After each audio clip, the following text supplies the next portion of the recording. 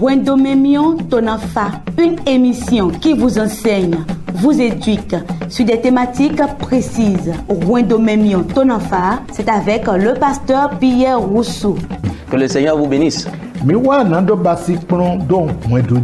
Nous sommes là pour vous enseigner sur le foyer. Le thème que nous voulons développer est intitulé Comment vivre un foyer heureux.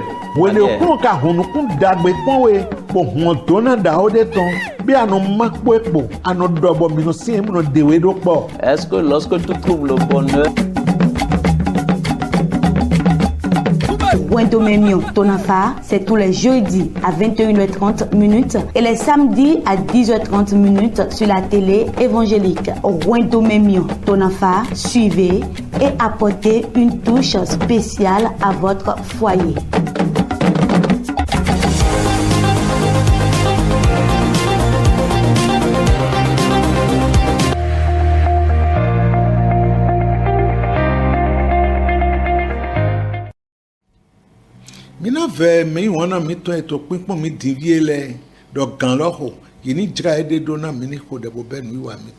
nous supplions nos bien-aimés qui sont en train de nous regarder en ce moment de se préparer pour que nous puissions prier et commencer notre émission.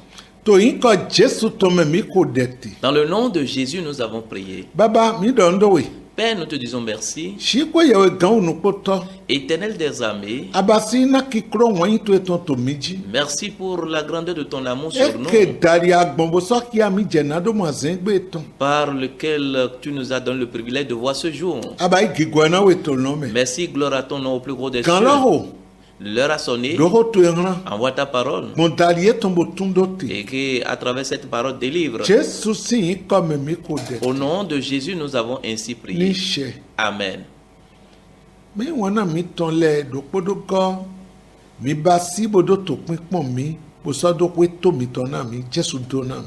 Bien-aimés, très chers, merci de nous avoir regardés et de nous prêter attention en ce moment.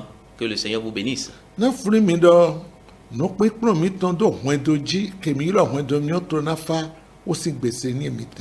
Je vous rappelle que c'est l'émission Wendomemion Tonafa que vous êtes en train de regarder en ce moment.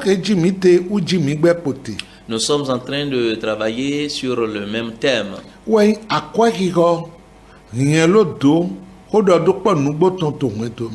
Est intitulé l'importance de maintenir le bon dialogue dans le foyer.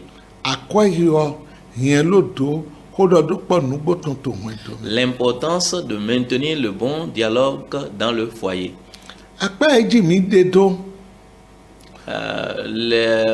Le domaine que nous avions démarré,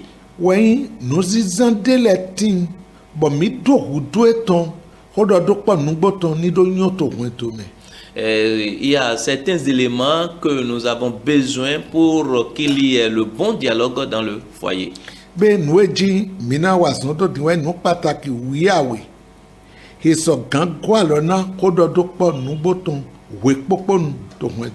Et ce que nous voulons étudier en ce moment est 12 éléments capitaux qui peuvent nous aider à faire l'usage de bon dialogue dans le foyer.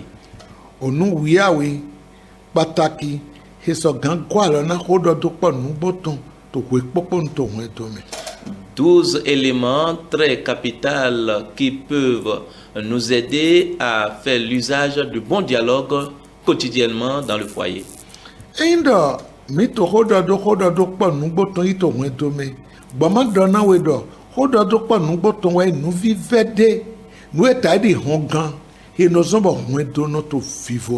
Et si nous parlons de bon dialogue dans le foyer, c'est quelque chose de très capital qui constitue une clé pour qu'il y ait de l'harmonie dans le foyer.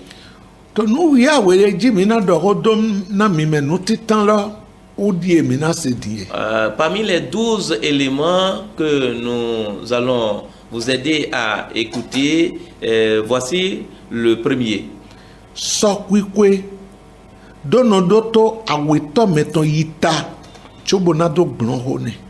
Être patient à écouter son partenaire jusqu'à la fin avant de lui répondre.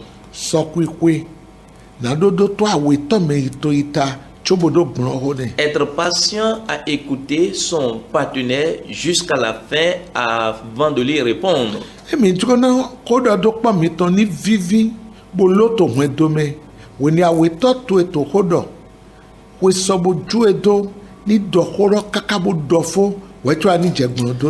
Si vous voulez qu'il y ait de l'harmonie dans le bon dialogue dans le foyer, laisse ton partenaire, lorsqu'il est en train de parler, jusqu'à la fin avant de lui répondre.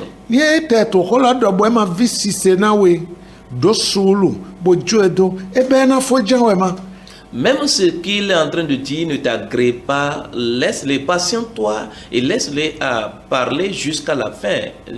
Sois patient, il va terminer. Tu ne dois pas lui couper. Tu ne dois pas lui dire, mais presse-toi, parle, moi je...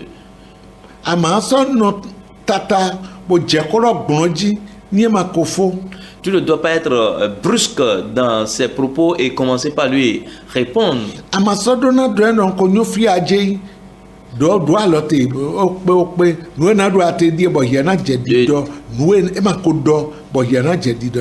ne dois pas lui dire je comprends là où tu vas, vraiment arrête-toi, ça va, j'ai déjà compris. Non, faut pas agir ainsi.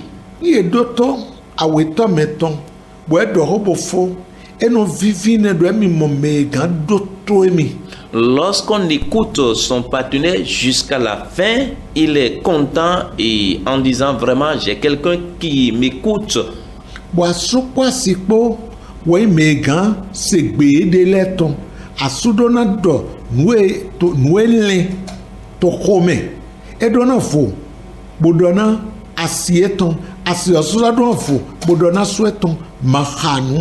Et cela doit se passer entre mari et épouse. Le mari doit être à l'aise pour déverser ce qui est dans son cœur sans inquiétude à sa femme. Ainsi, la femme aussi doit être à l'aise en l'exposant ce qui est dans son cœur à son mari. Mais notre remarque aujourd'hui, on n'est pas patient à écouter son partenaire jusqu'à la fin.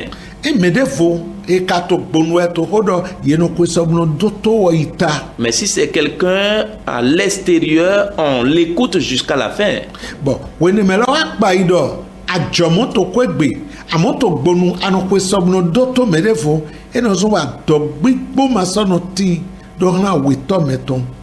Et si l'un des partenaires remarque que vraiment en dehors du foyer, tu es patient à écouter les autres dehors et dans le foyer, tu n'es pas si patient, alors il n'a plus de confiance envers son partenaire.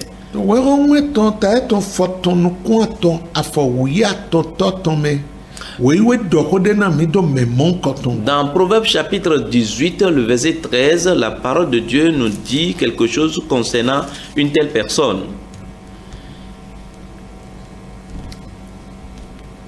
Celui qui répond avant d'avoir écouté fait un acte de folie et s'attire la confusion.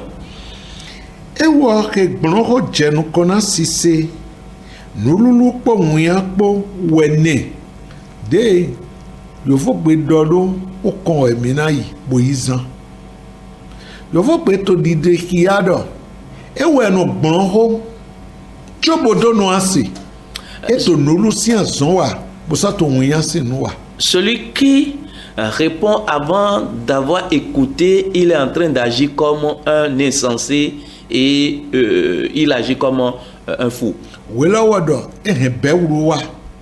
Et le Goua dit cela amène des troubles. Confusion. Okay. Cela amène des confusions. Parce que lui-même sera confus. Et cela amène que lorsque la personne démarre ses propos, il n'arrive pas à aller jusqu'au bout. Et en agissant ainsi, ce qu'on a en soi, on n'arrive pas à déverser tout. Bon, et mon do, nous, mi wabwe bre, ni bedi do, dousoulou, loko brema, no teni douebo faux.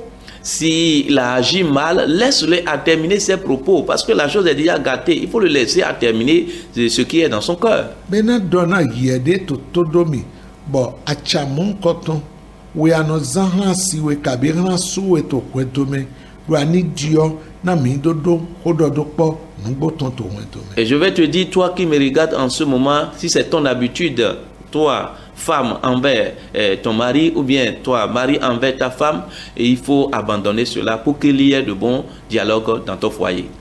Oui, aweto de mina ya to fune we ho wensin we tako afoko aton. Le second passage est Proverbe 20, le verset 25. Il est écrit: c'est un piège pour l'homme. C'est un piège pour l'homme que de prendre à la légère un engagement sacré et de ne réfléchir qu'après avoir fait un vœu. Midoto. Omokande we hana meke du onu hewe. Bonasa cambio to bagbegoto. Oklona kwa lona mi. Que le Seigneur vous soutienne. Donc nous kewe we wentoyi. Le foyer est quelque chose de saint. Nous kanando wiwewe. C'est quelque chose de sanctifié. Mwendo he komimia wele dokpo. Nous mi magbena mi tekmo bonoyi nungbono na midele. Le foyer qui vous a réunis, il faudrait que vous soyez l'engagement que vous ayez pris, soyez fidèle à cet engagement. L'engagement que tu avais pris, tu ne lui avais pas dit que tu vas agir ainsi. Si tu lui avais dit cela, il ne va pas se marier avec toi. Et la manière dont il t'avait vu avant de te marier, il faut changer ton comportement et commencer par agir ainsi. Et second élément. Le second élément n'est pas loin du premier élément.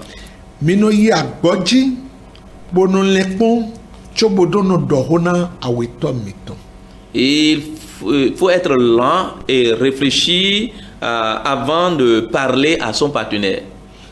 Vous devez être lent et réfléchir avant de parler à votre partenaire.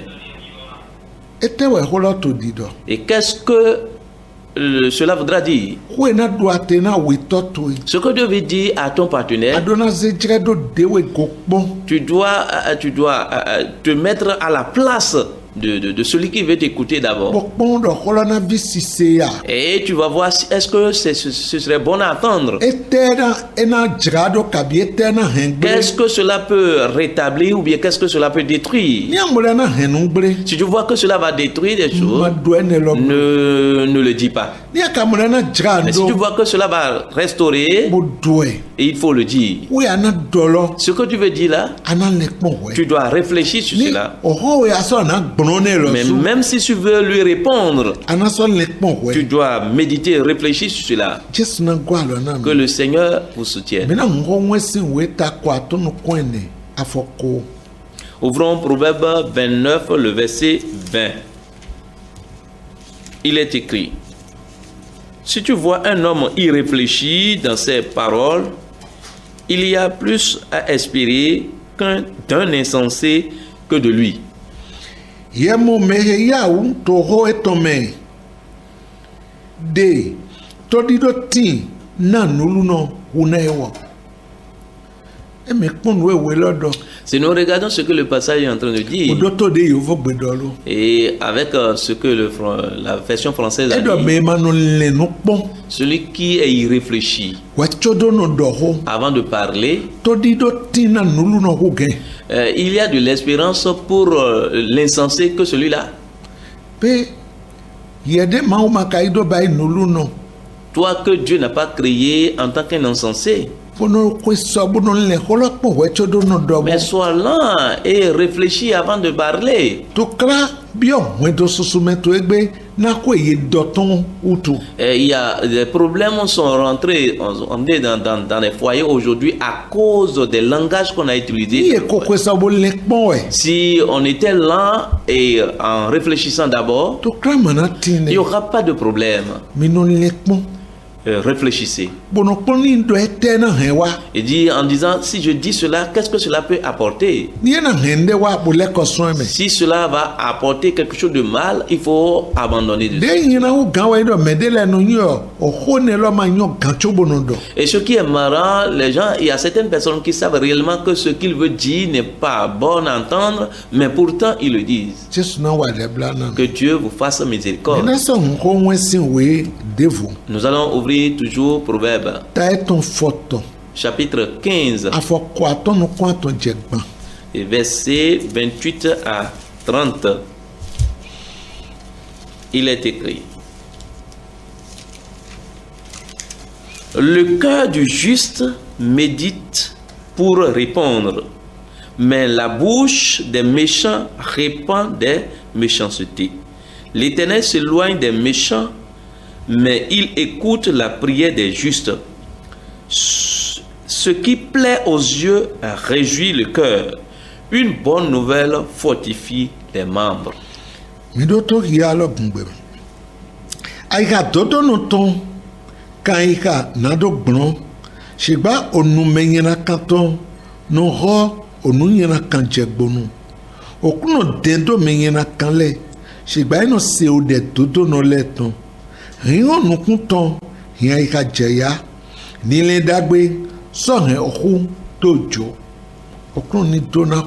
Que le Seigneur bénisse sa parole. On dit que celui qui est juste, il médite sur la parole avant de répondre. Si on parle de la méditation, on médite sur la parole de Dieu.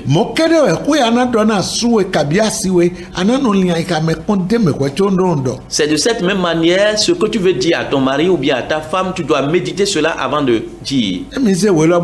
Si nous examinons bien le passage, et il parle de deux personnes différentes. On dit celui qui réfléchit, celui qui médite sur les paroles avant de dire, on l'appelle juste. Et la seconde personne, et c'est celui qui, ce qui lui arrive, il le dit ouvertement, on l'appelle méchant. On dit que le méchant, il déverse des paroles méchantes. Il ne faut pas avoir le courage et continuer dans des paroles méchantes. Si tu ne savais pas, si tu es ignorant de cela, si tu écoutes maintenant. Et j'ai le courage et la ferme conviction, lorsque l'heure va sonner, le Saint-Esprit va t'aider à le dire. Parce que ce qui est dit dans la parole, c'est pour cela que je dis cela. Si nous, en lisant le verset 29, on dit que l'Éternel s'éloigne du méchant. S'il s'éloigne de toi et tu pries, est-ce qu'il peut exaucer ta prière?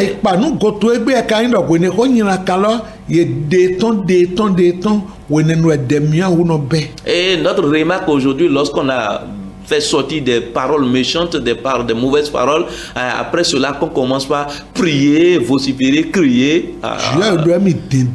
Dieu a dit qu'il s'éloigne, il est loin de toi. Parce que c'est à cause de cette bouche que tu as utilisée pour mépriser, pour dire des mauvaises choses. Et tu utilises maintenant cette même langue maintenant pour pouvoir prier Dieu, pour pouvoir commencer par louer le Seigneur. Et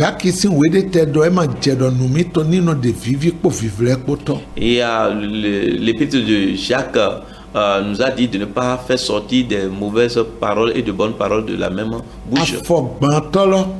Et le verset 30 nous dit, on dit que les yeux se réjouissent lorsqu'ils voient des choses bonnes. Et lorsqu'une bonne parole, une bonne nouvelle sorte, ça fortifie les membres.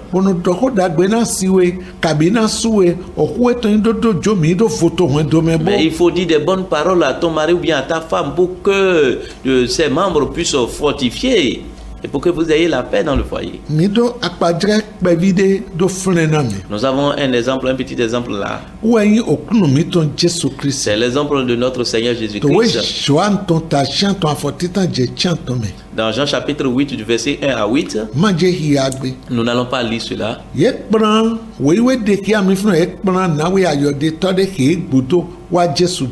Et le passage nous montre qu'on l'a amené vers Jésus une femme prostituée qu'on a attrapée en flagrant délit.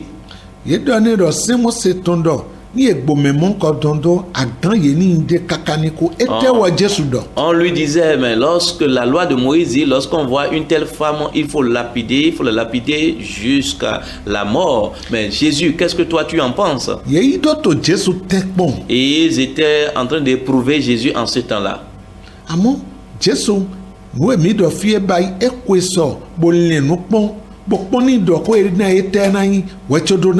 Nous avons vu que Jésus a mis cet élément en application. Il est patient, il est lent, il a réfléchi avant de répondre, il a baissé sa tête. La Bible nous a dit, il a baissé sa tête et il a commencé par écrire. Et lorsqu'il a réfléchi, médité sur cela, il leur a dit, celui parmi vous qui n'a jamais péché, qu'il commence par lapider cette dame.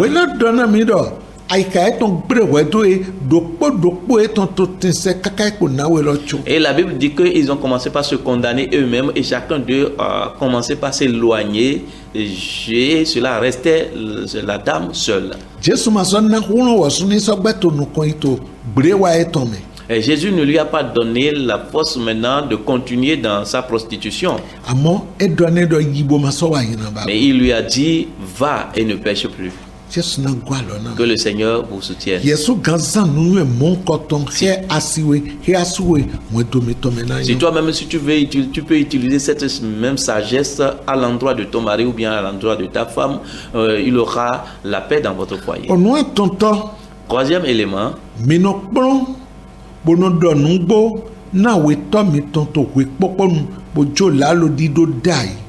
Et il faut apprendre à dire quotidiennement la vérité à son partenaire et renoncer au mensonge.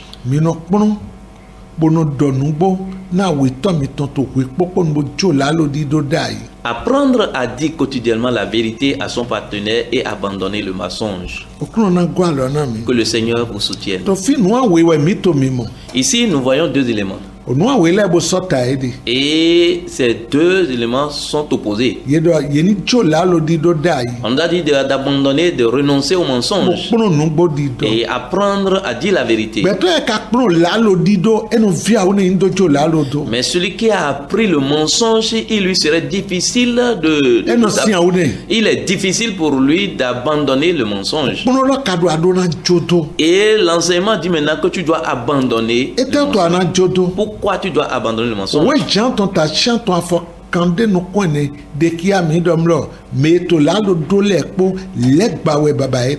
Et l'évangile de Jean chapitre 8, le verset 44 dit que tous les menteurs, ils ont pour père le diable. Il dit le diable ne se maintient pas dans la vérité. Il parle de lui-même. Et c'est lorsqu'on parle de soi-même qui amène à mentir. Toi, enfant de Dieu, tu dois renoncer au mensonge.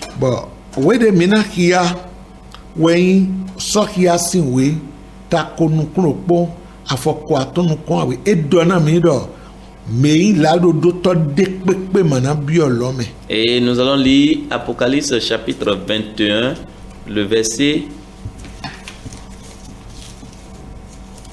27. Apocalypse 21, le verset 27 dit ceci. Il n'entrera chez elle rien de souillé, ni personne qui se livre à l'abomination et au mensonge.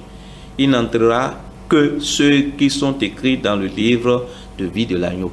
Midoto, enye bosato de pepe, onwe don heme fru, matonambio eme, kavi ewo, henobasi osununde, kavi etu lalodo, adavo ye wuna we yeton, do gbe, owe lengbovulo tome. Donc, il doit nous dépeper. Quoi qu'en soit ce qui va arriver, il n'y aura pas de quelque chose de suivi qui va rentrer dedans. Et aucun des menteurs n'iront pas, n'entreront pas.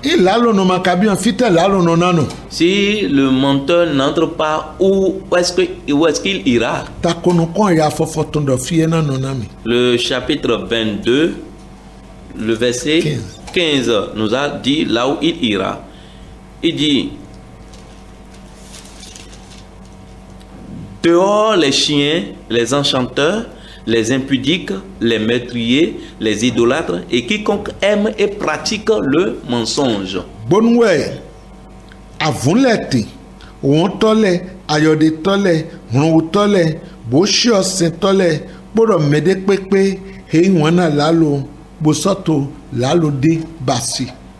Donc, yidok bonu. On dit dehors. Ils seront dehors. Toi qui vois que le mensonge n'est pas un péché, il faut voir parmi lesquels on a énuméré le menteur. On dit les idolâtres, parmi les idolâtres, les meurtriers,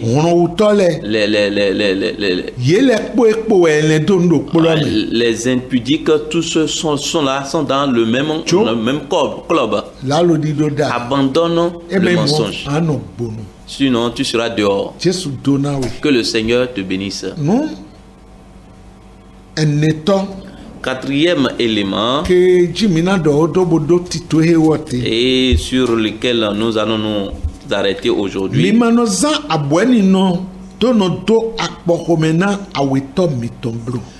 n'utilisez pas la politique du silence pour briser le cœur de votre partenaire.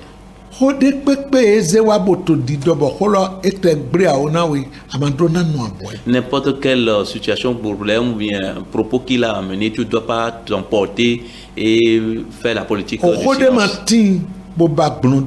Il n'y a pas de problème sans solution. Lorsqu'il amène quelque chose, et c'est difficile pour toi à écouter, tel que nous avions dit dans les autres éléments, et tu es patiente et tu as écouté jusqu'à la fin, et tu vois que lorsque tu vas répondre maintenant, tu vas mal parler, tu vas lui dire, et patiente-toi, après je vais te donner la réponse. Vas-y d'abord. Mais aujourd'hui, on ne va pas agir ainsi. On fait la politique du silence. Et on voit que il m'appelle, il me symbolise comme une bête. Et regardez les fruits que cela amène. Lorsque tu fais la politique du silence, tu vas briser le cœur de la personne. Tu dois faire tout possible pour répondre. Vous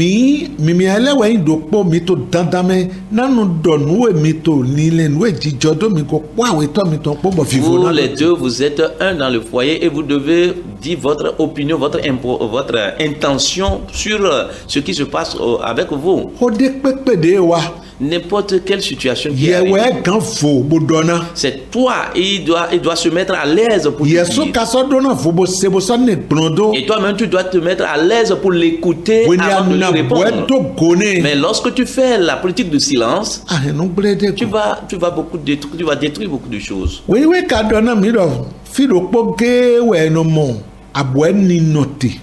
Et la parole de Dieu nous a dit, il y a un seul lieu qu'on trouve le silence, au cimetière. Mais lorsque tu vois au cimetière, tu vas voir les morts, les tombeaux là, mais aucun d'eux ne parle pas. nous dagbe ma we mi to wi wa Et toi qui fais la politique du silence dans ton foyer et vous restez comme ça pendant des jours, vous n'êtes pas d'agir, vous n'êtes pas vous ne vous faites pas du bien. ye ko do Lorsque l'un des partenaires parle, on dit sans oui, non. Il va falloir qu'il y ait du changement. Que le Seigneur vous bénisse. Voilà là où nous allons nous arrêter aujourd'hui. Prions. Père, nous te disons merci.